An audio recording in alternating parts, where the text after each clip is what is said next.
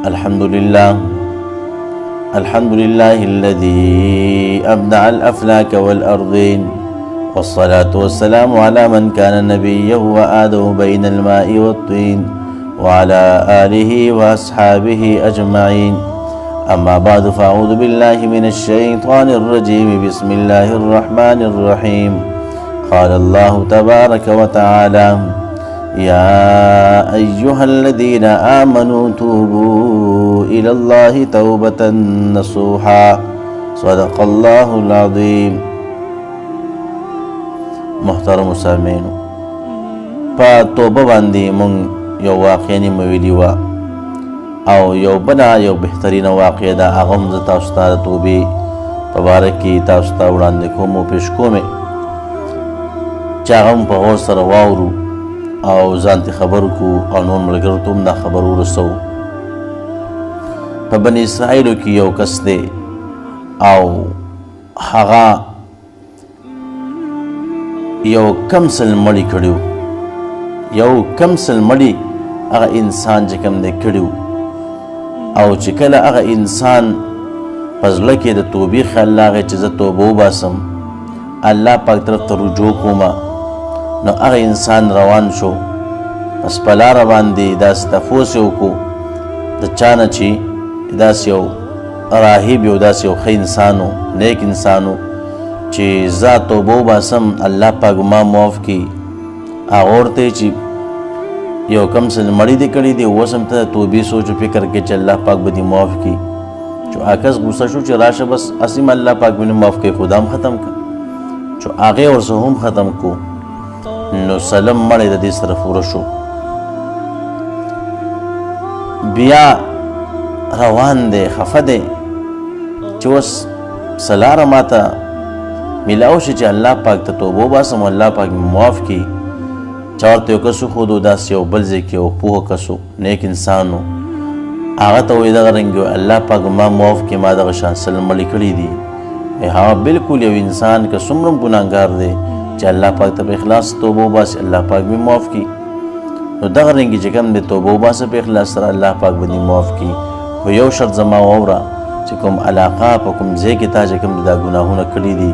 او دغه رنګې مړي دي کړي دي، دا علاقه پرېږده، دې نه لاړ شه، بل ځای ته لاړ شه، د نیکانو خلکو خوا لاړ شه بل ځای ته. ډېره ښه ده په دې باندې عمل وکړم. دا انسان روان شو په لاره باندې، اچانک په دې روانېدو حالات کې چې دا روان دی او په دې سفر کې دی، په دې باندې چې کوم دی مرګ راغی. چې مرګ راغی وفات شو، او د وفات په ټایم کې هم علما لیکي د خپل لاسینه داسې چې کوم ځمکې طرف ته روان دی داسې اوږدې کړه چې هغې طرف ته زه لږ نورم روان شم، نږدې شم، خو وفات شو. فرشتې رالي، د رحمت فرشتې هم رالي او د غضب فرشتې هم رالي. د رحمت دا وایي چې مونږ ته روح اخلو، او د غضب دا وایي چې مونږ ته روح اخلو. نو یعنی روح به مونږ ته حواله کېږي. په دې کې د دوی په خپل منځ کې دا په دې خبره باندې اختلاف جوړ شو. د رحمت والا وایي ځکه چې دغه توبه ویستله په اخلاص سره روان، خو بس مرګ ول راغی. غضب والا وایي نه، وایي دغه توبه ویستله خو هلته خو هغه ځمکې ته نه دی رسېدلی که نه، دا خو هغه چې کوم د خپل کلي نه وتو هغه بل نیکانو خلکو خوا هغې علاقې ته خو نه دی رسېدلی، مونږ ته روح اخلو. نو په دغه حالت کې چې کوم دی یو فرشته راله انساني شکل کې فیصلې دپاره چې تاسو داسې کار وکئ چې پس تاسو ناپ او لیش وکئ، که دا کم طرف ته کم ځمکې ته نږدې و نو هغه فرشتې به هغه شان بیا د هغې نه روح اخلي. که هغه نیکانو خلکو طرف ته دا نږدې و بیا به د رحمت فرشتې دې نه روح اخلي، او کم چې د بدو خلکو ځمکې ته نږدې و کم ځای کې چې یعنې د روح مړي کړي دي، نو بیا به دې د غضب فرشتې چې کوم د روح اخلي. د الله پاک طرف هم چې کوم د ارشاد وشو چې کوم هغه ښه ځمکه وه او هغه نیکانو هغه چې تقربي ای ځمکې ته ورته چې کوم مې نږدې شه، او کم چې هغه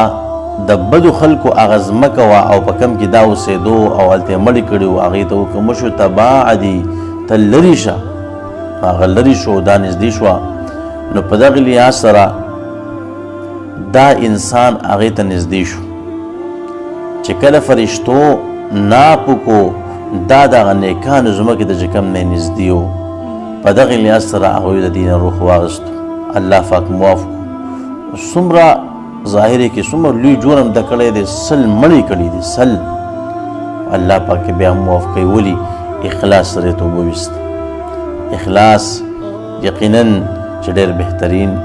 سیز دی دغه رنګې توبه ویستل بهترین سیز دی خو چې موږ په اخلاص سره توبه وباسو نو الله پاک هر ټیم چې کوم دی موږ ته هغه په انتظار دی چې کله به انسان توبه وباسي ما ته به رجوع کوي چې زه معاف کړم د محترمو راځئ چې موږ عزم وکړو او موږ د خپل په ګناهونو باندې چې کوم دی پریشانه شو خفه شو الله پاک ته لاس اوچت کړو ځکه یقینا نن دا موقع ده دا سترګې چې کوم دی کار کوي نن دا ژبه ړقي نن دا لاس خپې حرکت کوي داسې نه چې به ما ورته هغه حالات راشي چې بیا د مستا سترګې کار نه کوي ژبه کار نه کوي لاس خپې کار نه کوي چې بیا ما ورته د هر څه نه وځو نو بیا به موږ خو څه نشو کولی د هغې نه مخکې چې الله پاک ما ورته لږ ډېر توفیق راکړی دی طاقت یې راکړی دی چې ما ورته نن الله پاک ته توبه وباسو رجوع وکړو نو الله رب العزت دې موږ له په دې خبرو ته عمل کړو توفیق راکړي و آخر دعوانا ان الحمدلله رب